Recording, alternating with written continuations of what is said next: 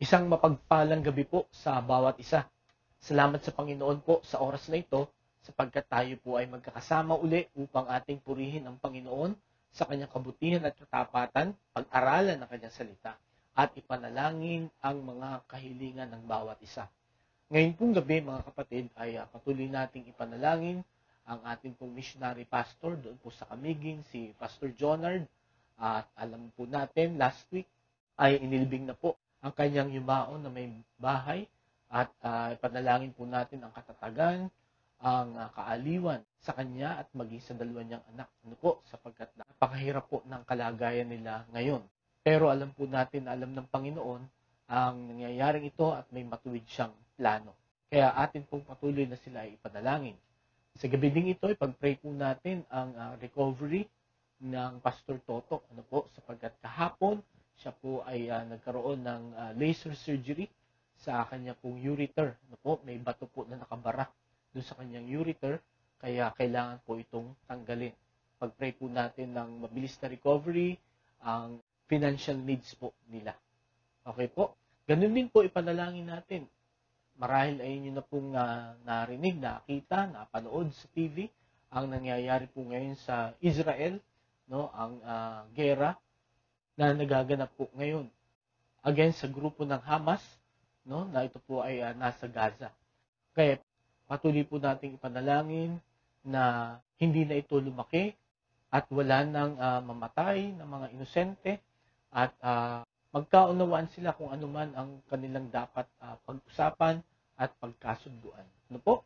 Sapagkat ang bawat gera po, lalo na involved ang Israel, ito po ay posibleng magkaroon ng epekto sa ekonomiya ng buong mundo. Kaya, mga kapatid, huwag po natin kalimutan na ipanalangin ang mga bagay po na ito.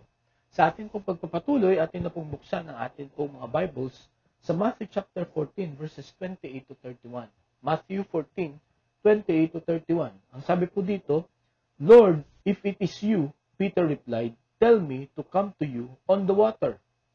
Come, he said. Then Peter got down out of the boat, walked on the water, and came toward Jesus. But when he saw the wind, he was afraid and beginning to sink, cried out, Lord, save me. Immediately Jesus reached out his hand and caught him. You of little faith, he said, why did you doubt? Pagpalain po ng Panginoon ang pagkabasa ng kanyang salita, tayo po'y manalangin.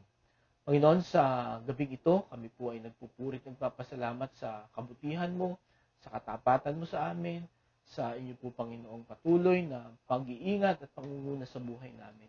Salamat sa inyong salita na ito po ay ilaw, gabay namin sa pang-araw-araw namin pamumuhay. Ngayong gabi, patuloy ko pong dinadalangin ang Pastor Jonard at ang kanyang dalawang anak. Patuloy na aliwin mo sila, palakasin mo sila, Panginoon, at patuloy na sila ay maglingkod at magtapat sa inyo, Panginoon, sa kabila ng pagpanaw ng kanya pong may bahay. I pray na ikaw po mag-provide din ng kanilang mga pangailangan. Galing din si Pastor Toto sa oras na ito. Dalahin ko po na pagalingin mo siya, palakasin mo siya, Panginoon, at patuloy po na makita niya ang inyong pong kapangyarihan sa buhay niya. Ganun din po sa nangyayari sa Israel, sa Gaza, ngayon pong gabing ito. I pray for peace and order.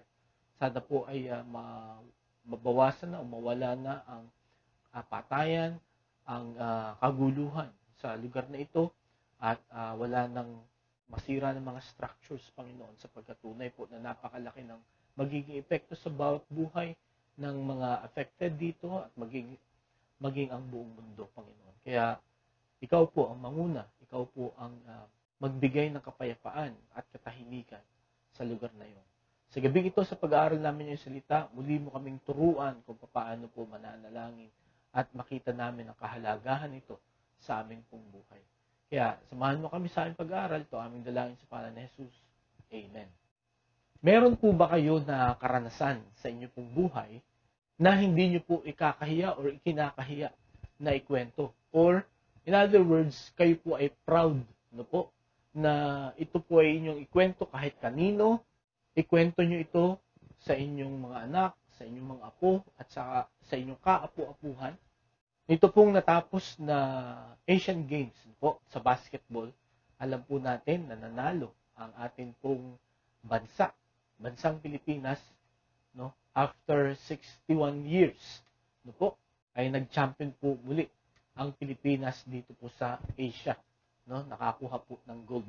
At alam po ninyo, isa sa mga players nila, no, itong si Scottie Thompson, ay nag-post, no, sa kanyang social media account na kanyang pinapakita yung gold na yun, at ang sabi niya, isang kwentong maiiwan ko sa mga anak ko habang buhay. Anak, kasama ako dyan. Okay? So, ito pong karanasang ito, itong tagumpay na ito, na matagal na inasam ng ating pong bansa. Nag-spend ng maraming pera, no, maraming mga intriga, no, maraming mga obstacles, maraming mga difficulties na naranasan ang ating pong team, no? At yun nga po, tayo pong lahat ay nagdiriwang at sila po ay nanalo. At sa bawat player po, lahat ng na-involve dito ay talagang isang malaking accomplishment po ito na pwede mong ikwento kahit kanino, kahit sa ibang lahi. Ano po? Sapagkat sa isang pambihirang pagkakataon, nagwagi ang Pilipinas, no po, sa mga malalakas na koponan, no po, dito sa Asia. Kaya gayon na lamang at ang pagmamalaki nito pong si Scottie Thompson sa karanasang ito. Sa Biblia po, kung meron siguro na maraming karanasan na pwedeng ikwento, ay ito pong si Apostol Pedro. Okay? Ang atin pong pag-aaralan ay isang karanasan na naniniwala po ako na siya lang ang naka-experience nito sa buong sangkatauhan. Sapagkat dito po sa ating binasa na bahagi ng Biblia, siya po ay nakapaglakad sa tubig.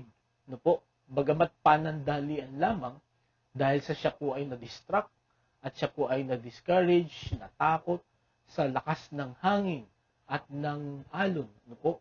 At nawala ang kanyang paningin sa Panginoong Hesukristo, siya po ay unti-unting lumubog. Ngunit, ang makikita po natin sa karanasang ito ni Pedro, no, bagamat siya ay lumubog, siya po ay iniligtas ng Panginoon. At kung papaano siya iniligtas, yan po ang ating pag-aaralan ngayon. Kaya pinamagatan ko po ang ating mensahe ngayong gabi, The Prayer of Peter, ang panalangin ni Pedro. Kung babasahin po natin ang buong chapter 14, yung verses 1 to 12 po dito ay pinapakita dito na pinatay o pinugutan ng ulo si John the Baptist. Ano po, yung first cousin ng Panginoong Hesukristo. And then ang pangalawa ay nagpakain ng Panginoon ng 5,000 men. No, na-experience, nakita ng mga apostles yung kapangyarihan ng Panginoon na pinadami niya yung 2 isda at 5 tinapay, no? Na pinakain ang 5,000 men lang, no? Hindi pa recorded yung mga babae at saka yung mga bata. Kaya kung tutusin, ito po ay more than 5,000. And then pagkatapos pong ipakita ng Panginoon yung himalang yun, sila ay kaagad tumawid sa kabilang ibayo. Pero pinauna ng Panginoon yung kanyang mga apostol sapagkat nanatili ang Panginoon doon sa lugar kung saan sila nagpakain ng 5,000 men. No? Marahil pinauwi na nila yung mga tao at nag-iisa na lang Panginoon para manalangin. At noong mga bandang madaling araw na, no, nakita ng Panginoon na nahihirapan na itong mga apostol, no, na tumawid sapagkat yun nga po unpredictable ang weather sa Sea of Galilee. May time na ito ay panatag, then biglang lalakas ang alon, lalakas ang hangin. So sa tagpong ito nakita ng Panginoon na itong mga apostol ay talagang they're struggling, nahihirapan sila. Kaya ang Panginoon ay naglakad sa tubig, no po? At sa kadiliman ng gabi, no, sa kanilang paghihirap, itong mga apostol na ito, sa pagtawid, nakakita nilang Panginoon naglalakad sa tubig. Hindi ko alam kung ano ang itsura ng Panginoon during this time, no? Pero sabi dito, natakot sila, no? Siyempre, sa ganun kadilim, no? At sa ganun kahirap na sitwasyon, makakita ka ng naglalakad sa tubig, no, na tao. Matatakot ka talaga. Kaya sabi ng Panginoon dito sa verse 27, take courage, it is I, don't be afraid. No, huwag kayong matakot, ako ito. At itong si Pedro, agad sinabi niya sa verse 28, Lord, if it is you, Peter replied, tell me to come to you on the water. And then sabi ng Panginoon, come, no? Punta ka dito. At yun nga, dito natin nakita na, ang sabi dito sa verse 28, Then Peter got down out of the boat, walked on the water, and came toward Jesus. So, nakalakad siya. No? Hindi ko alam kung gaano kalayo ang Panginoon sa bangka na sinasakyan nila. No? Pero sabi dito, nakalakad si Pedro.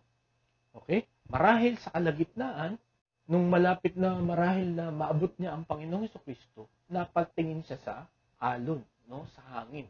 At siya ay natakot at unti-unti siyang lumubog. Kaya ito ang kanyang ipinanalangin. Lord, save me. And then ang reaction ng Panginoon, immediately, Jesus reached out His hand and caught him. No? Marahil siya ay palubog na. No? At alam nyo, talagang during this time, no, ay wala na talaga siyang pag-asa na mabuhay kung hindi siya sasagipin. Pero sinagip siya agad ng Panginoon. Ngayong gabi, makikita po natin ang tatlong dahilan bakit sinagip siya ng Panginoon. Okay? Kasi ang sabi dito ng Panginoon sa verse 31, Immediately Jesus reached out His hand and caught him. You of little faith, He said, why did you doubt? No? Bakit sinagip ng Panginoon itong si Pedro sa kabila ng kanyang pagdududa? No? Sa kabila ng kaliitan ng kanyang pananampalataya. At ngayong gabi, mga kapatid, makikita po natin through the prayer of Peter, no? Na sa atin din pong prayer, there are times that our faith is so small. No? Makikita po natin dito na sa kabila noon, tutugunin pa rin ng Panginoon ang ating panalangin. Hindi para sabihin sa atin na enough na yung faith na yan, kundi kailangan ay dagdagan natin itong ating pananampalataya. Nakuha niyo po ako? Tutugunin tayo ng Panginoon sa ating prayer sa kabila na maliit ang ating pananampalataya para ito ay lalong lumaki. Okay? Lalo itong lumago. Lalong tumibay ang pananampalataya natin sa Panginoon. So, ang una po na makikita natin na dahilan kung bakit po sinagot ng Panginoon immediately ang prayer ni Peter ay because he called the right person. Because Peter called the right person. Nung siya po ay palubog na, no? Marahil siya ay nalulunod na, hindi niya tinawag ang kanyang mga kasamahang apostol na magagaling ding mga fisherman. Okay? Hindi siya nagsubok na lumangoy. No? Hindi niya inisip na, kaya ko to. Professional fisherman ako.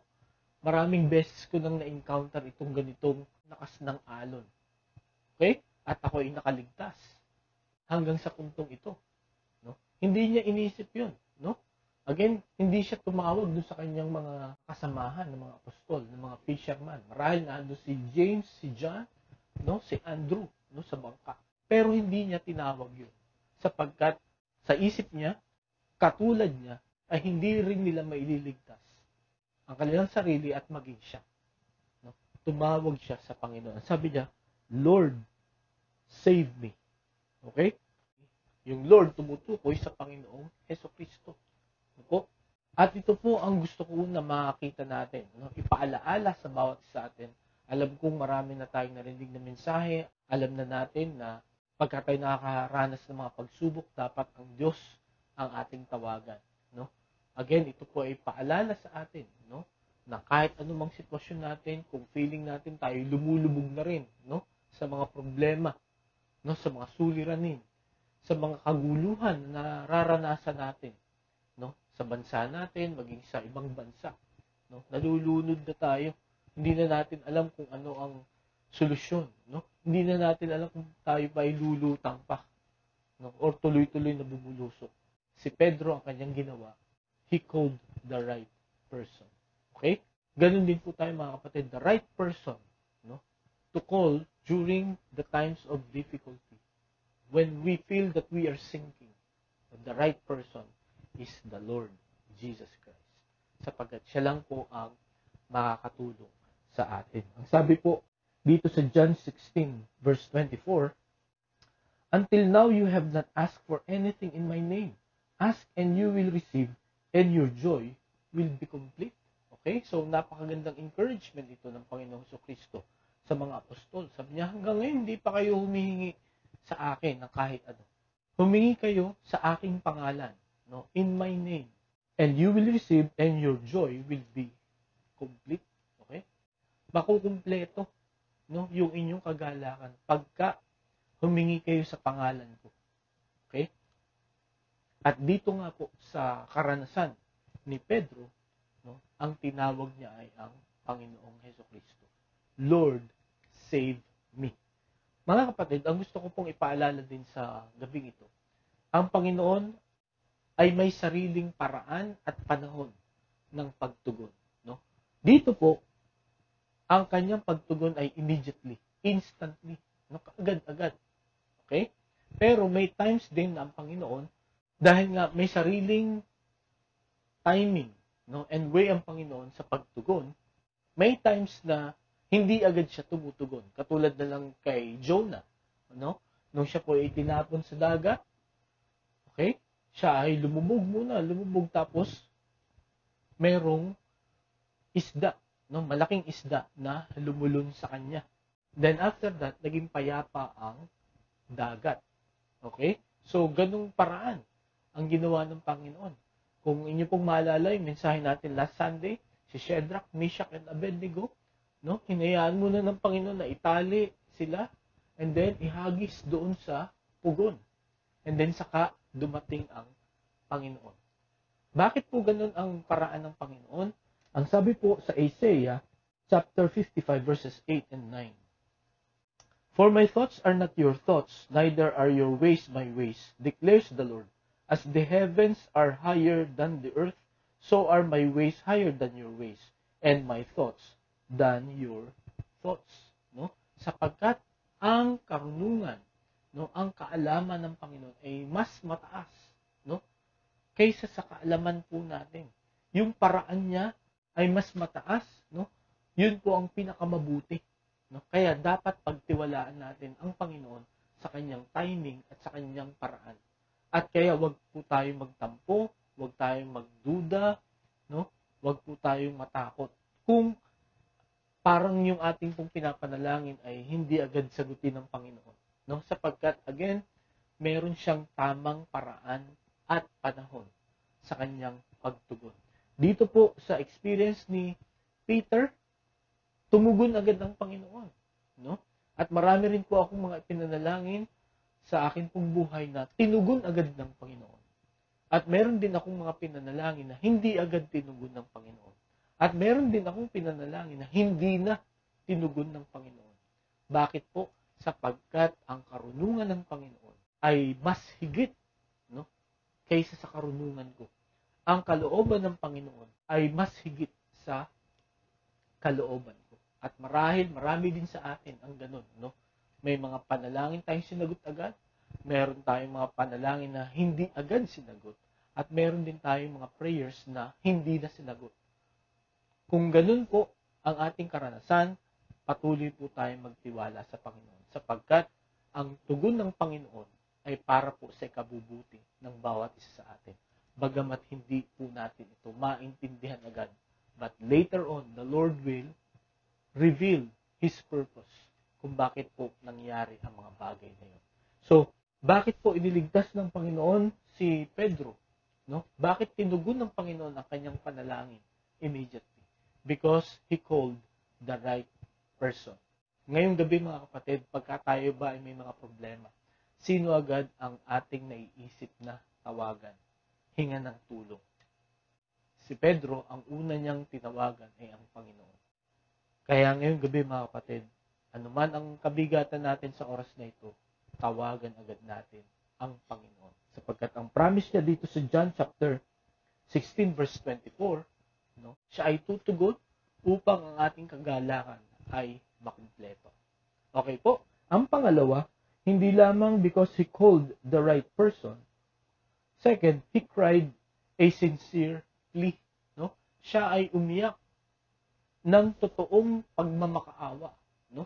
Siya ay nanalangin ng walang pagkukunwari. At alam po ninyo, sa ganitong sitwasyon lang tayo makakapanalangin ng totoo. No? Pagka tayo ay may matinding problema, pagka life and death, no, ang sitwasyon natin. At naniniwala ako na talagang totoong-totoo ang panalangin ito ni Pedro. At ito'y kita ng Panginoon. No? Kita ng Panginoon ang puso ng bawat isa na nananalangin. Kaya tinugon agad siya ng Panginoon because his prayer is sincere.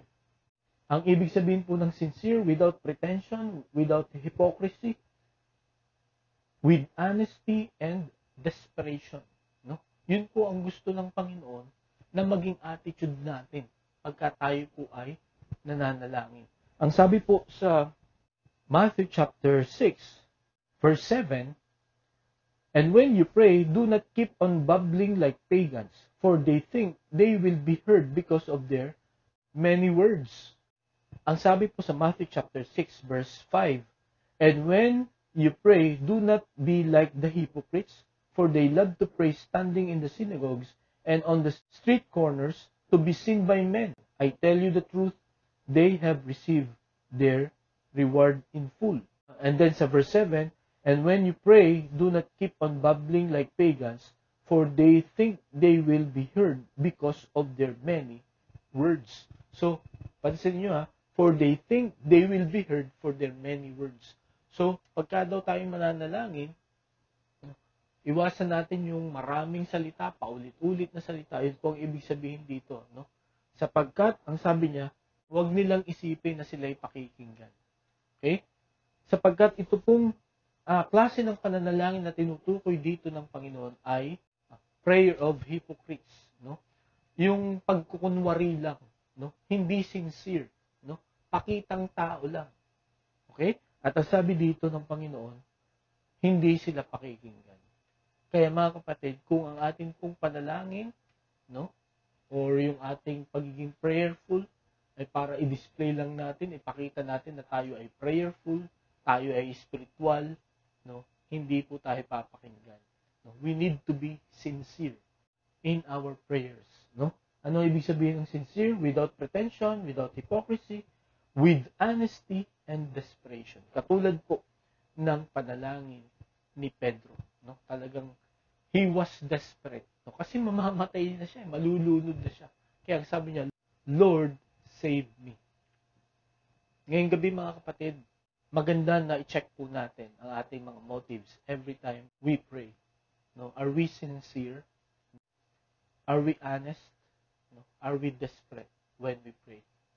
Sapagkat ang dahilan kung bakit tumugon agad ang Panginoon kay Pedro is because of this kind of plea, of prayer. No? Ang sabi nga sa 2 Chronicles 7:14, "If my people who are called by my name will humble themselves and pray and seek my face and turn from their wicked ways, then will I hear from heaven and will forgive their sin and will heal their land." So dito po, no, sinasabi ng Panginoon kung papaano niya tayo sasagutin, tutugunin sa ating pong mga panalangin. If we will humble ourselves, seek His face, and turn from our wicked ways. Okay? Doon po makikita ng Panginoon ang ating pong sincerity. No? Yung tayo magpakumbaba, yung kilalanin natin na siya lang ang makakatulong. Katulad ng nangyari kay Pedro. No po? Kinilala niya during that time, no po, na siya'y lumulubog na ang Panginoong Hesukristo lamang ang makakatulong, makakapagligtas sa kanya. Wala nang iba. Okay? Yun po yung cry of desperation niya. No, dito. Kaya ngayong gabi mga kapatid, kung gusto natin na tugunin tayo ng Panginoon, let us be honest, let us be sincere, let us be desperate. No?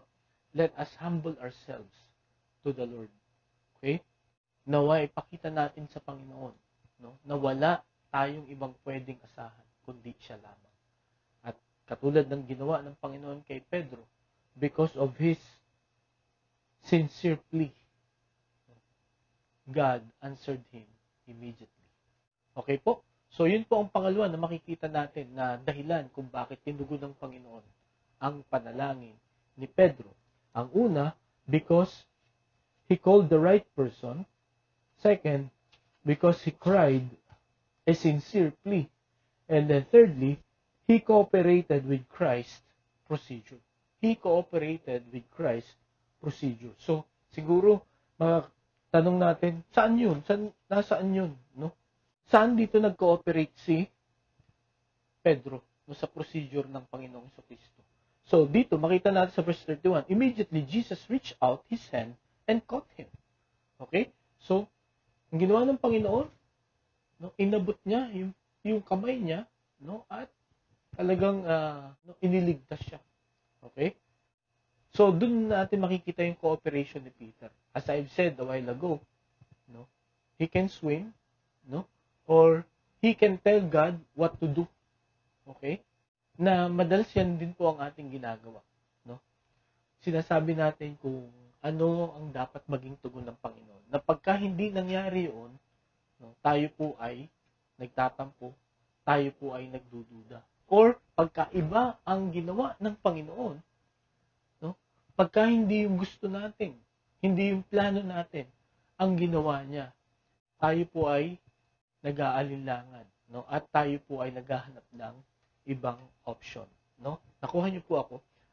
Si Pedro, no po, kaya tinugon ng Panginoon ang kanyang panalangin, no?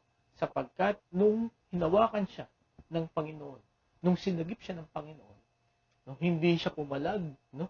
Hindi niya sinabi na alalayan mo lang ako, Panginoon, kaya ko to, no? Alalayan mo lang ako, di ba? Kundi talagang siya ay nagpasako, no? Siya ay sumunod sa kung ano ang paraan ng Panginoon. At napakahalaga po na matutunan natin yan, mga kapatid, no? Na mag-cooperate tayo sa paraan ng Panginoon. Sapagkat magkakaroon po tayo ng malaking problema kung laging taliwas o lagi nating ayaw o lagi nating iiwasan ang plano ng Panginoon sa buhay natin. Di po ba? Ang sabi po sa Genesis chapter 22 verses 17 to 18, I will surely bless you and make your descendants as numerous as the stars in the sky and as the sand of the seashore. Your descendants will take possession of the cities of their enemies, and through your offspring all nations on earth will be blessed because you have obeyed me. Okay, yan po ang promise ng Panginoon kay Abraham. Padadamihin ko ang iyong lahi, no? Katulad ng bituin sa langit at buhangin sa dagat, at yung iyong mga descendants, no? Masasakop niya yung mga lupain ng iyong mga kaaway. Okay? Bakit? Sapagkat sumunod ka sa akin. Kung inyong babasahin itong Genesis chapter 22, ito yung inialay ni Abraham, no? Si Isaac. Talagang papatayin niya, no? Para sa Panginoon. Pero yun nga, pinigilan siya ng Panginoon. At napatunayan niya na talagang willing si Abraham na sumunod sa Panginoon kahit anong kanyang iutos. Kaya ito ang blessing na pinagkaloob sa kanya.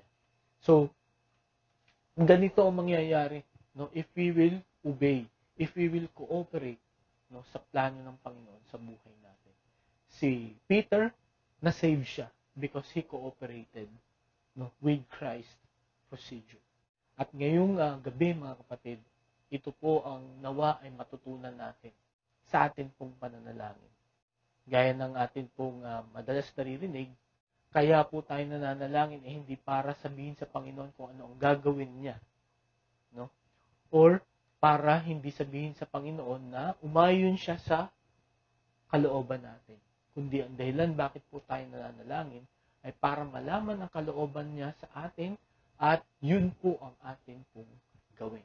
Na yan po ang naranasan ni Pedro sa pangyayaring ito.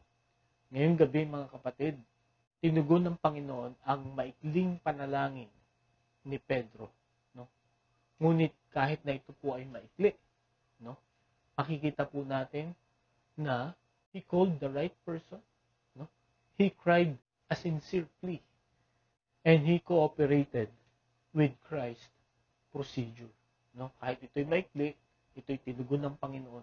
Kahit na maliit ang kanyang pananampalataya, ito ay tinugon ng Panginoon. Para hindi ipaalam kay Pedro na okay lang ang maliit na pananampalataya.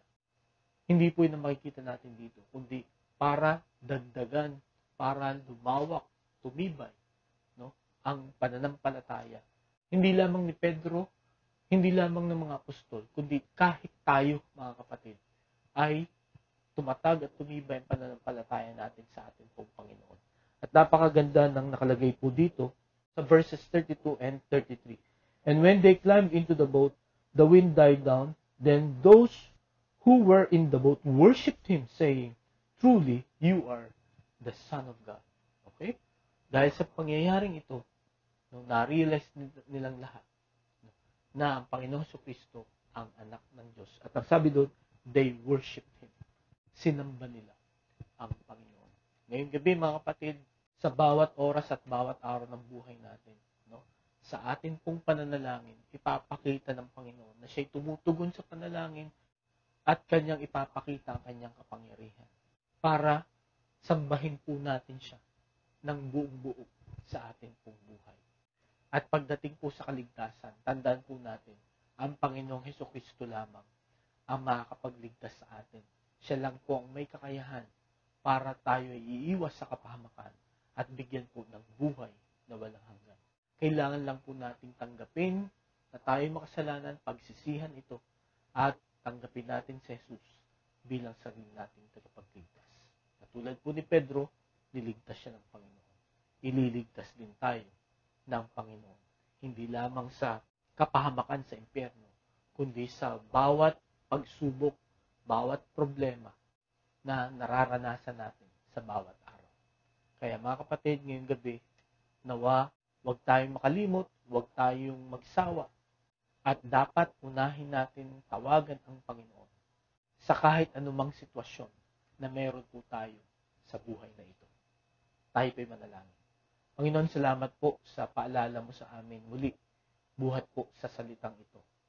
Salamat po sapagkat si Pedro, tinawagan niya ikaw sa panahon na siya ay palubog na. Siya po ay naging totoo sa kanyang panalangin at sinunod niya kung ano man ang paraan mo ng pagtugon. Nawa ang tatlong bagay na ito ay matanim din sa puso namin na sa panahon ng pangailangan, sa panahon po na parang palubog na kami, ikaw ang una naming tawagan, Panginoon. At maging totoo kami sa aming pagtawag na wala kaming ibang inaasahan kundi ikaw lang. At kami po ay sumunod sa kung ano man ang inyo pong maging instruction sa amin. Kaya Panginoon, pagpalain mo yung salita sa buhay ng bawat isa. Ito aming dalangin sa pangalan ni Jesus. Amen. Maraming salamat po sa inyong pakikinig. Pagpalain po tayo ng Panginoon at magandang gabi po sa bawat isa.